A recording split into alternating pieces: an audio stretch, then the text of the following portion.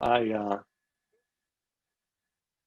right, so I will try to make that up for anybody attending asynchronously. Apologies for those attending asynchronously for picking up this recording late. By next lecture, I will have that down. I'll put a sticky note or something like that so that when we start the lecture, I'll start the recording. Definitely apologies for that. For those joining asynchronously, it looks like most people are on synchronously right now. There is an activity B4 that's due before at lecture B4, which is next week, which is a week from today. It's on Tuesday. Make sure to do that activity before the lecture is scheduled to start.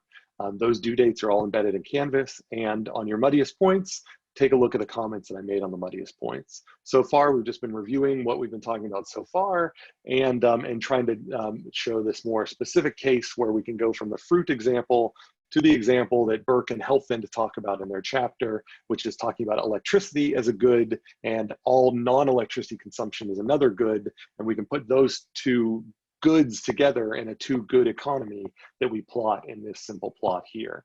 This axis is the total amount of electricity you use in milliwatt hours, and this is the total amount of stuff you use in this weird indexed unit. So there isn't like one unit for that. So it really just has to be some funny index of all other consumption, just for simplicity. So we say that if you start in one bundle, like this orange down here, and you move to another bundle, and that bundle brings you an improvement in all goods simultaneously, you have made what's called a Pareto improvement, a Pareto movement. When we start talking about social welfare, which is really where this Pareto framework first came up when people started to think about this, then we think about movements, let's say policy changes that change everyone for the good, that allow everyone access to more utility. And so we say we want to make Pareto movements when we make policy changes because we want everyone in society, everyone who has standing, to increase their utility simultaneously. And eventually we get to a point where that's not possible anymore. And that's the so-called Pareto efficient set.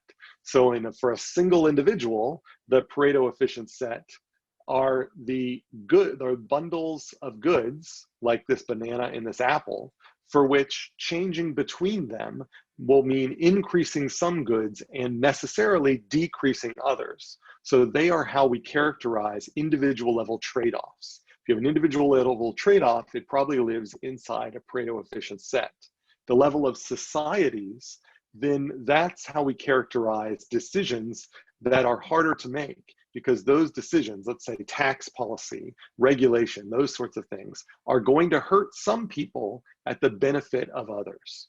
And so Pareto efficient societies so Pareto efficient sets are sets of policy decisions which, if you move from one to the other, necessarily are going to reduce the utility of some population, where they'll increase the utility of another population. And what we'll talk about later when we talk about aggregating utilities is a special type of Pareto efficiency that allows us to make a decision about when it's sort of okay to decrease some people's utility.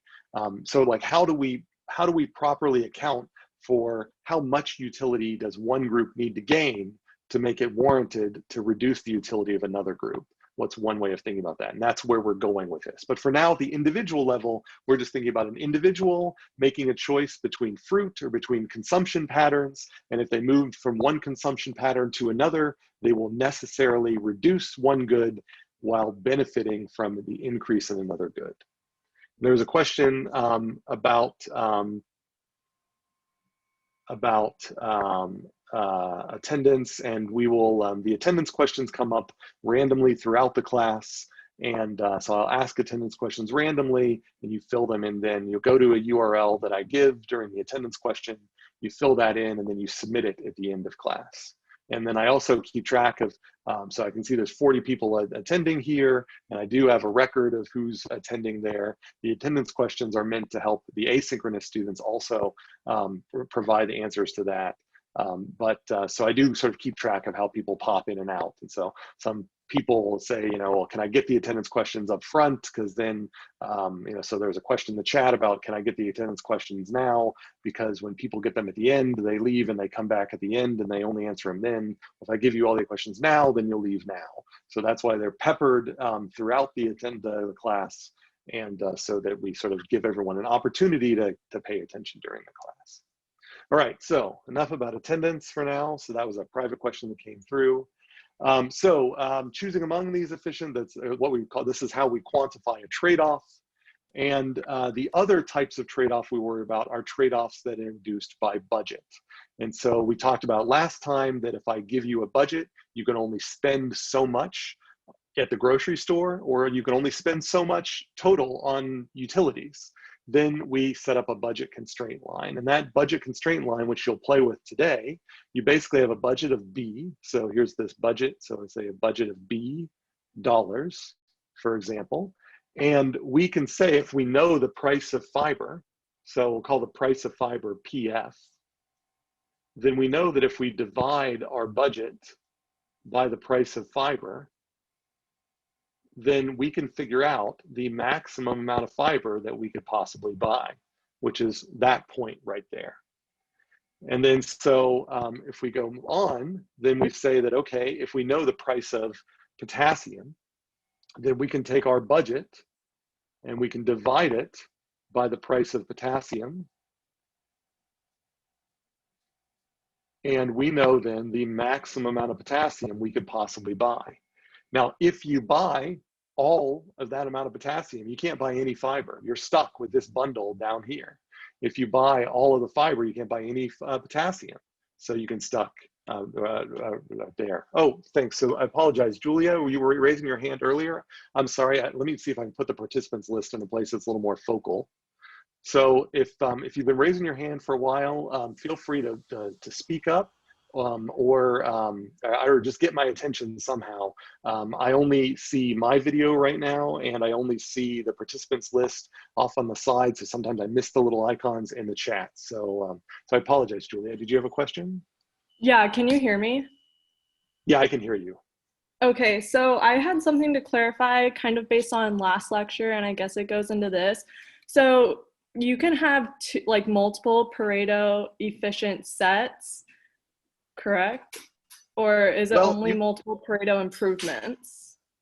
You can have, that's a good question. So you can, you have one Pareto efficient set, but there can be multiple ways you can improve. Like this orange, it can improve. There are two Pareto movements you can make from the orange. You can go from the orange to the apple, that's a Pareto improvement. The orange from the banana, that's a Pareto improvement. But once you're at the banana, if we don't worry about the potato right now, but once you're at the banana, then you're stuck. There's no more Pareto movements you can make. So it must be in the set, check. Once you're at the apple, you can't make any more Pareto movements. So it must be in the Pareto efficient set, check. All of the options from which there are no Pareto movements are in the Pareto efficient set. There's only one set, but that set has multiple options. Go ahead. Right. And so I know you said not to think about the potato, but if you then had something like along with the potato that was higher in fiber and potassium than the apple or banana, then that along with the potato would be your new Pareto efficient set. And everything else would just be a movement instead of the apple and banana now being a set. Yeah, so what would happen here is if I didn't have the potato, my Pareto efficient set would be the apple and the banana. At the instant I introduce the potato, suddenly there is a movement available from the apple to the potato. That's a Pareto movement. And there is a Pareto movement available from the banana to the potato. So the introduction of the potato obliterates the old Pareto efficient set. These two options that used to be Pareto efficient are not Pareto efficient anymore. Now the only thing in the Pareto efficient set is the potato. If there was something else out here as well, then maybe it and the potato would be in the Pareto efficient set. But it's possible there could be something way out here, like in this gray box. And something way out here, if there's only one of them, it'll be a single item in the Pareto efficient set. So there could be only one item in the set. The important thing is that everything in the set, there is no way to make a Pareto movement away from it. Okay, thank you. That clarifies a lot. Great. Thanks for that. And again, apologies for not seeing that or seeing your hands. Any other questions? Could you really quickly go back to the part where you had in quotes how the trade-off related to this? I just want to screenshot that really quick. Sure, we're heading quotes or the trade-off. You mean this Yeah. part here? Okay. Okay, thank you. I just wanted to make sure I made that connection. Thank you. Sure, and all of these slides are available online as well. The raw PowerPoint is available online. So if you'd like, you can follow along with me. Those of you, when I share a screen, I think by default your Zoom takes over your full screen. For those of you who haven't figured it out, you can go into your Zoom settings and change that so that when I share a screen, it just shares within your window. And there is also a way you can, I think if you hit escape or double click on the image, then you can get out of full screen. So if you, for example, want to show my lecture on the side, but have the slides that I've already made, all of the slides from here to the end of the semester are available. So if you want to follow along next to them, you can do that as well. So feel free. All right, so we got this budget constraint line, and so we figure out how to draw those, and then so the beauty of the budget constraint line is it then is a line in between these 2 points. So if I give you 2 prices, the price of one good and the price of another good, and I give you a budget, then you should be able to draw the budget constraint line because you can calculate where it intersects this axis, and you can calculate where it intersects this axis. And once you've drawn those 2 hypothetical pure bundles, the pure fiber bundle, the pure potassium, the pure electricity bundle, the pure stuff bundle, then you can just draw this line between them. And that is the budget constraint line. And the potato, which would be a Pareto improvement, like if that potato was available, we would only pick that potato if we only care about fiber and potassium. It would be dumb for us to pick anything else because that potato is highest in both fiber and potassium. It's the best of both worlds. And so we normally would pick that potato, but we can't because we can't afford it. So it is above the options that we can afford. So the options that we can afford are all the options in this region that are below the budget constraint line. And all the options we can't afford, like the potato, are above it. And so all the options that fall on the budget constraint line are the options that we can just barely afford. But if we buy one of those options, we have no money left over. So, so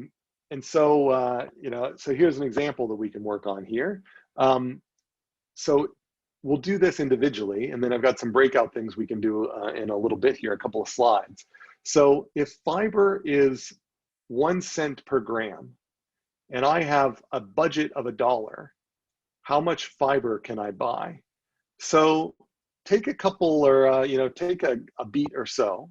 And does anybody have an answer for that they'd like to share about a guess for how much fiber you can buy if it's a penny per gram and there's 100 pennies in $1, if I have a budget of $1, how many grams? All right, I see people coming up with some answers in the chats. So I'll let those come in and then we'll see how much we agree. All right, I see sort of a consensus in the chat for 100 grams. So that's what I would say too. So I'd say that we can buy 100 grams of fiber. And so if we're drawing our budget constraint line, then I would say I'd have to plot, I'd have to find 100 on here. So let's say 100 is up here somewhere. And then I would say say this is 100 grams. And I would draw my hypothetical pure fiber bundle. And that would be how much I could buy for $1. So this is $1, $1 US. So apologies for my mouse writing. So then let's do the other one. So let's say potassium has a different price. Potassium is 10 cents a gram. Now I still only have $1 budget. So how much potassium can I buy for 10 cents a gram? So feel free to put that in the chat. All right, I'm seeing some answers come in, more answers this time. Feels like, well, I'm getting more confidence. I got like 3 answers the first time and at least 5, 6 now. So I feel like people are starting to get this. All right, so that's right, 10 grams is how much potassium I can buy for $1. So to draw my budget constraint line, I then go down to my potassium axis, and let's say I draw 10 grams here. And this is my hypothetical pure potassium bundle. So then, and this is going to be ugly, but I'm going to attempt to draw a straight line from this bundle to the next one. I have no guarantees that this will be a straight line. If you have the ability to draw a straight line, you should use that ability. I do not have the ability, and so I'm going to draw my attempt at a straight line. All right, not so bad, I think, but imagine that's a straight line. Now, I have created a budget constraint line that basically says everything beneath this I can afford, and everything above this I cannot. So based on this, and the whole thing that set this up is, even though the apple and the banana were in my Pareto efficient set, fiber is cheaper than potassium. And because fiber, thanks, Satara, I appreciate the encouragement. It really is helpful. So even though fiber is, both of them are important to me, fiber is cheaper. Because fiber is cheaper, the budget constraint line is angled so that it is steep. And that steep budget constraint line ends up basically making it so that I can only afford the apple. I cannot afford the banana. So now my Pareto efficient set is apple only. The only feasible option that I can pick is the apple. I should not pick the orange because the orange is low in both potassium and fiber. I should pick the apple. I might like to pick the banana, but I can't. My budget just doesn't allow it. I have to buy an apple. We're stuck with apples. So, now maybe prices will change. So you could say, what if the, what if the price of fiber rises? So, this, in the example that I picked here, I ended up cutting off the apple from the banana. Now I could have drawn this, because it's kind of arbitrary where I put this apple and this banana. And I could have drawn these so that maybe both of these, I just decided for the purpose of illustration, I would cut the two of them off there. But I could have drawn this so that both were feasible, and then they both stay in the Pareto efficient set. So the question here is, what if the price of fiber rises enough to cause the budget constraint line to intersect both? Well, what I mean by that is, what if, for example, I had my budget constraint line did this, and it just happened to be that, what did I have here? So let's say I had 10 grams here of fiber and 10 grams here. So let's just say that for $1, I could buy 10 grams of potassium and 10 grams of fiber. So remember, before I could buy 100 grams of fiber. And so now I'm saying that, that instead of buying 100 grams, I can only buy 10 grams. And I just happened to create, instead of my example that I created on the fly, sadly, my 10 grams is now potassium is kind of moved relative to what a banana is. So I apologize for that. I didn't mean to create confusion. But what I'm trying to focus on here is that if I change the price of fiber, it's going to make the budget constraint line go from being steep to being shallower. And I may end up making it so that I have multiple options on the same budget constraint line. And so now they're both of these options are the same price. These are both $1 options.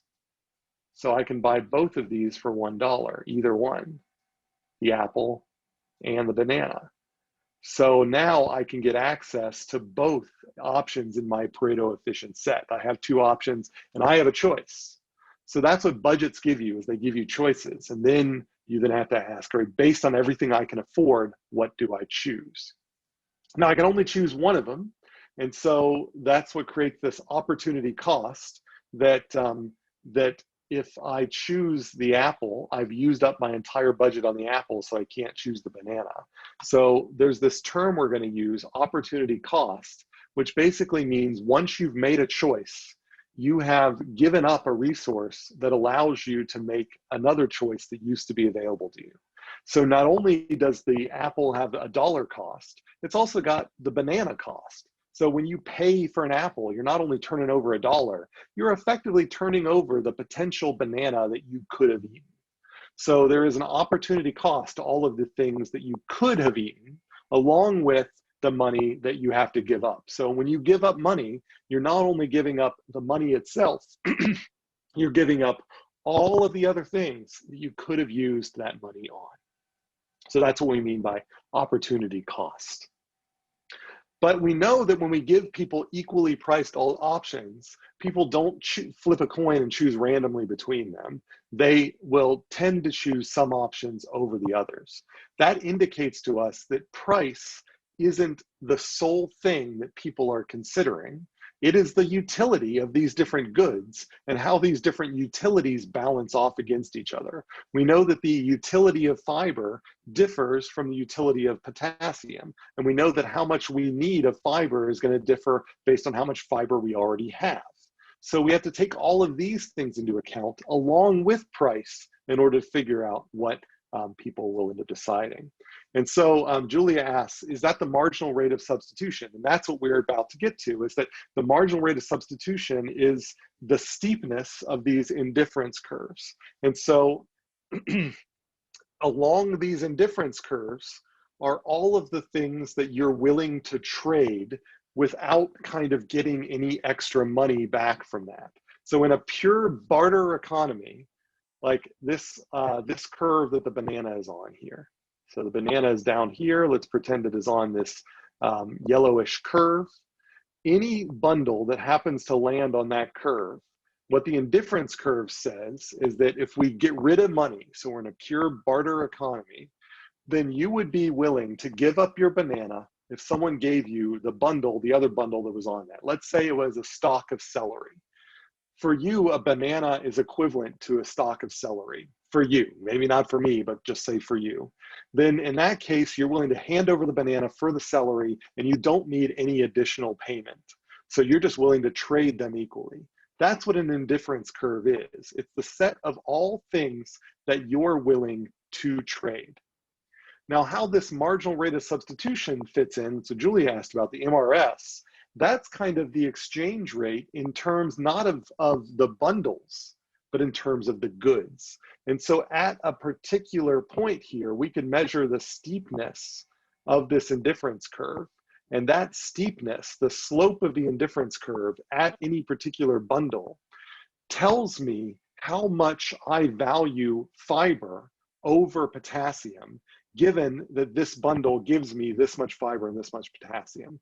So if I have secured this much fiber and this potassium by this bundle, so I own the banana gives me this much fiber and this much potassium. The banana gives me a lot of potassium and very little fiber.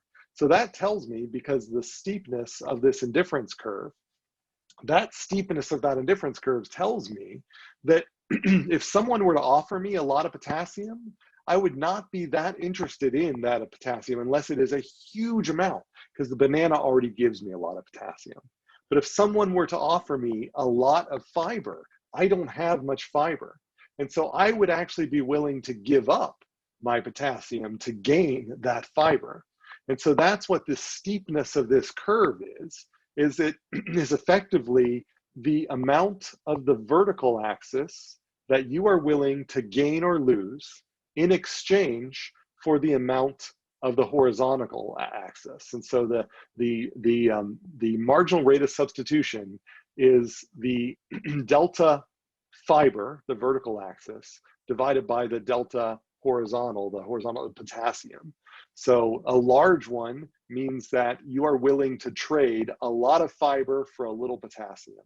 A small one means you're willing to trade a lot of potassium for a little fiber. And so that's all going to be based upon how much of each one of those goods you already have. So, so that's, again, we will keep going over this stuff over and over. So some of these questions are kind of coming a little bit out of order, but I just want to make sure that I handle them. So the indifference curve, are we clear on what the indifference curve is? It represents all bundles of equal utility. In a barter economy where we just trade things without money, you would be willing to give up anything on the indifference curve for anything else on that same indifference curve without any additional haggling. You would like to obtain goods on higher indifference curves because those provide you more utility. They are Pareto improvements, but because of the budget constraint line, you're limited. So the indifference curve is just representing your preferences. I prefer a banana over an apple, over an orange. The best option that I pick will be the best indifference curve for the budget that I pick. So the budget limits me to everything that's under the budget. So if I plot both the budget line, which we now know how to draw, on top of indifference curves, and we can go out and survey people to get their indifference curves. And if we combine the budgets with the indifference curves, we can predict how they're going to choose. And we can predict how those choices will change if we change the prices of things, because that will shift the budget line around, which is what we'll practice on doing here. So, so the best option is where the budget constraint is tangent. That's what I'm trying to show here. The banana is the tangent point, the point where the banana's indifference curve just kisses the budget constraint line. That tangent point right there, that is the point where the rational consumer will choose. So they can afford everything under here. And so they will then make their budget distribution choices to achieve the highest utility.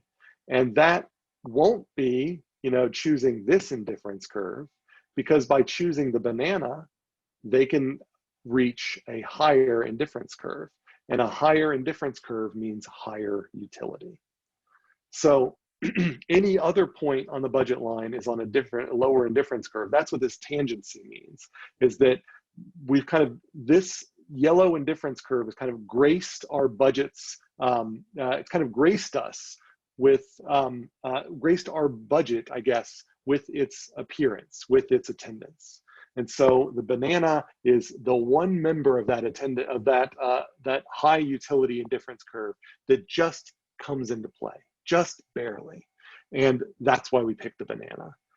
If we go to the left or right on the budget line, then we necessarily are going to reach bundles that are on indifference curves that are lower than the banana's indifference curves. And they necessarily have less utility. And we assume people make choices to maximize their utility. Is that clear? Are there questions about that? What I mean by tangency, that I draw the budget line, I draw the indifference curves, and the indifference curve that is tangent to the bundle, or to the the bundle that is tangent to both the bundle that is the point of tangency with the indifference curve and the budget constraint line. That's what we choose. Are there questions about what I mean by that? You should hopefully be able to draw a budget line. So if we were creating a business and analyzing indifference curves, would we want to create a bundle that would be at the tangency? It's more of, that's an excellent question. It's more of if we are, say, setting prices. So the indifference curves are something that we don't have control of as a producer. The indifference curves are a property of the psychology and the individual circumstances of the consumer. We can set prices as a producer, and we might ask, how does the amount that the consumer will buy vary with the prices we set? And what this will get at is, some of you may have heard of a demand curve. Some of you who took in microeconomics know what a demand curve. We, during this unit, very soon, if not, maybe even the next lecture, are going to be able to generate a demand curve from these indifference curves. And that demand curve allows us to predict if for a change in price, how much do we change how much people buy? Or the other way around, if we wanted people to buy more or less, how much do we need to change the price? So this consumer choice theory shows us the relationship between pricing and consumption. But it requires us to model people's values first, and that's what the utility is all about. So you know, the question of, do we want to create something that's at its tangency? You could, I mean, if there were no bundles that were available, if there were no fruits that were available at this point of tangency, then we could investigate, you know, well, if we were to create one there, people would choose one. So that is certainly in market research. That's partly what market researchers do, is say, is there a niche that's not being exploited that we could go into? Is that people are buying apples and bananas because they don't have access to pears. If we would just sell them pears, the pears are a Pareto improvement and they would buy the pears. So that's one way to view it. The other way to view it is, how do we get the price of pears down so that pears, which are on a higher indifference curve, if we could find a way to get the price of them down, then we know that people will pick them. And so that's a way to kind of figure out, how do we introduce pears into the budget set? So these are all sort of things that my marketers can do as well. And this will become more concrete as you read through the chapter and as we go through some exercises here. Okay, thank you. So in the in the chapter, this is the example they give. Same graphic that I've given you. The consumption bundle, this is like household consumption. This, they're saying that this household will consume 2.6 megawatt hours of electricity, and they will consume 9,868 units of everything non-electricity. And that is because there is a certain utility that they have for both electricity and non-electricity, and that's captured by this indifference curve. And there's a certain budget constraint line, and where the two of them meet is where we expect them to be. If we lowered the price of electricity, then we might expect them to choose this bundle. If we raise the price of electricity, we might expect them to choose this bundle. And that would reflect them they're going to use less electricity at the higher price. And because they're now spending more, they might actually consume less of stuff as well. If we lower the price of electricity, that might swing them out to this bundle, where at this bundle, they will consume more electricity, but they might actually consume more other things as well, because their electricity is cheaper and they now have more money available for other things. So this multi-good approach not only shows us how prices change consumption of a single good, but how the knock-on effects, the side effects of changing prices affect the consumption of other goods, which is important. You know, if we just, if we change electricity, we might think, great, we got people to use less electricity, but we don't realize what we're also doing is getting them to use less of other things. And from a sustainability point of view, that's really important to know that, wow, by making people use less electricity, we have also had the side effect of making them use less gas. You know, who knew? And in some ways, it seems a little evil to make people spend more on electricity, to thus constrain them from using more gas. But it is good for us to know that if they're spending more on electricity, they will spend less on gas. So this is how we're trying to link all these trade-offs together. Just other things to think about this point of tangency. You might ask, is it possible for the best option, the option that the consumer chooses, to be at an intersection of an indifference curve and the budget constraint line? And I hope you can see that that would be impossible, because if the indifference curve were intersecting, then that would mean that moving along the budget constraint line would necessarily mean finding higher indifference curves. So it really is that point of tangency that's special. So if there is a bundle available there, and in the case of electricity, we're assuming you can smoothly choose any electric level, whereas in the case of fruit, we're kind of stuck in this quantized world where you can only choose an apple or a banana. But if you can choose smoothly among the good, then we always assume that you're going to find that point of tangency. All right, so now let's do some exercises here. All right, so let me do some breakout rooms for this. So I got a blank axis here. And so what we want to do is, so we've been talking about how these budget constraint lines interact with these indifference curves. But I want us to get a better feeling for the shape of these indifference curves before we start really diving deep into marginal rate of substitution, which will be something that we're going to spend a lot more time on later, and how marginal rate of substitution relates to prices. So MRS, we're going to dive deeper in at Thursday's lecture. And so now we really want to focus on the shape of these utility functions. So let's, I'm going to put you into breakout rooms, and then in your breakout rooms, I want you to sort of come up with what do you think the indifference curves would look like if the utility of a bundle was its cost. So some people, think that price is a signal of value. Let's take that seriously and say, well, what if that is exactly the only reason people buy fiber is because fiber is expensive, or the only reason people buy potassium is that potassium is expensive, or what this question is really asking is the price of a bundle is its utility.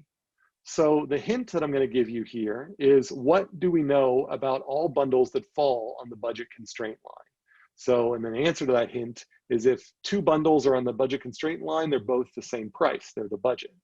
So try to use that in mind. This is not an easy question. So we'll take maybe 3-4 minutes in your groups to figure out, what do you think these indifference curves do you think they would look like this? Do you think they would look like this? Maybe they look like this. Maybe they look partially like this and partially like that. What do the indifference curves look like? What's the rough shape of them? Are they bowed out? Are they bowed in? Are they straight?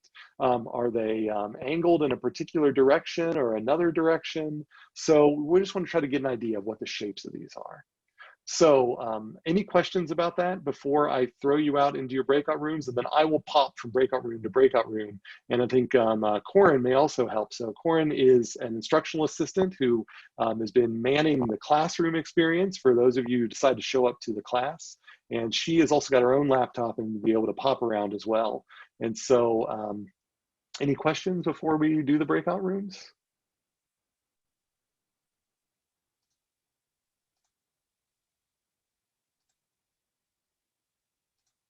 And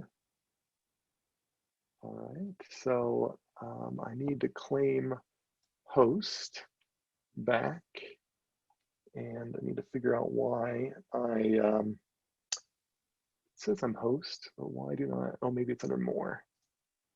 Apologize, okay, there we go.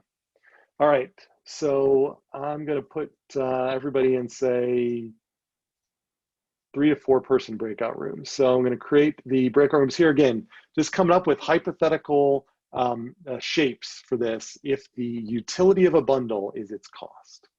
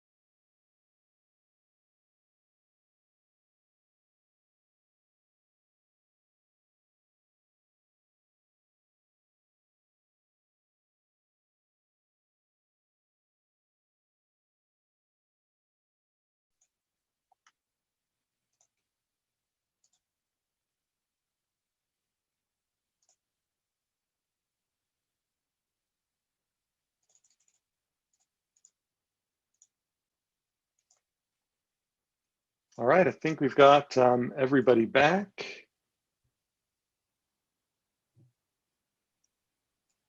Okay, so and maybe I can, I guess, reshare here. All right, does anybody have thinking that they would like to share? Actually, let me try a different share.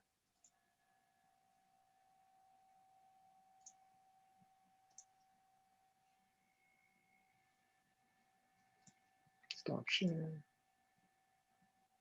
Okay. So yeah, while I'm sharing separate, does anybody have thoughts that they would like to share about what shape they think these indifference curves will be? I have a guess for the cost one. Okay. My guess would it just be just a straight line between from fiber or to potassium? A straight line like this one? Yeah. Okay. I think this is on the right track of thinking for sure. Um, so, you know, in the indifference curves, we want multiple curves. So the indifference curves, you know, fill out the space. And so it's like a mesh of curves. And so what we're trying to say is what's the shape of all of the curves in that mesh? If every bundle, oh shoot, I didn't realize you were 115 already. In my mind, my last class went to a different time. So I apologize, we're at 115, we're at time. So yeah, so we'll get back to this the next time, but basically the answer to this one is that these will all be parallel lines that are with the same slope as the budget constraint Oh, right, line. because there's That's the multiple. solution. Okay. All Right, right, I forgot and there's so, multiple. yeah, and so every bundle lands on one of these. Every bundle has other bundles that are the same price. And so every bundle has other bundles that have the same utility given the price is utility. And so we'll go through some of these examples again next time. I took a little too long on that one. I apologize for that. So, so let's do an attendance exercise here. So I will put this also in the chat. I apologize for going a little over here. The attendance exercise URL is in the chat.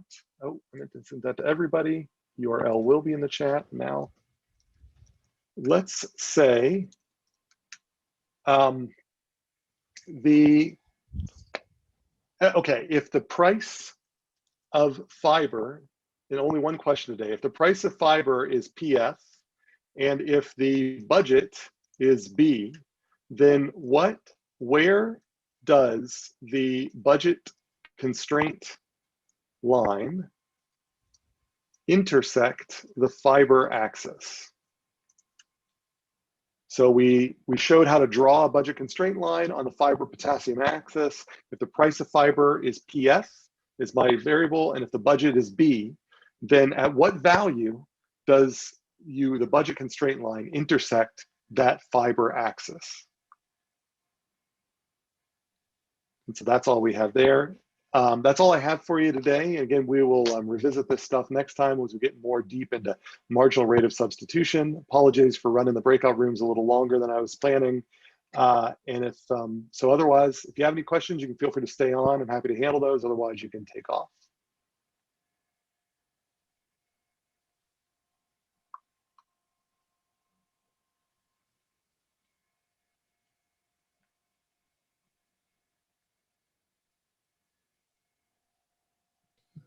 Thanks so much. Mm-hmm.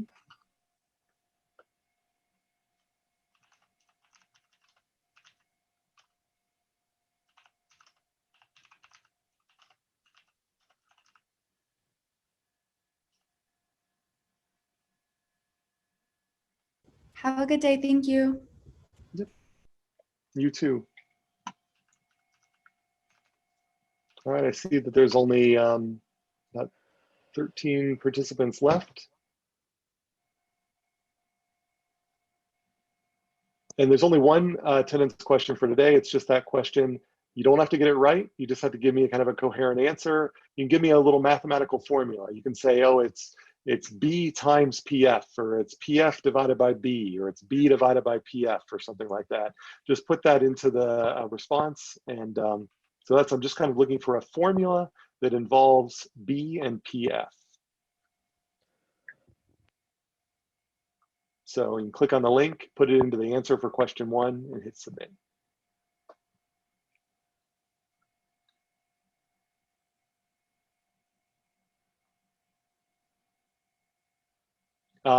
Fiber, I think we made as the y-axis, but it shouldn't matter for this question. So regardless of which axis it is, if I give you the price and I give you the budget, you should be able to predict where the budget constraint line hits it.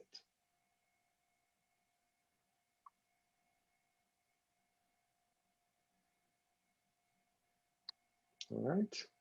So with that, doesn't look like I see any other questions. So I will go ahead and end the meeting, and we'll see everybody on Thursday.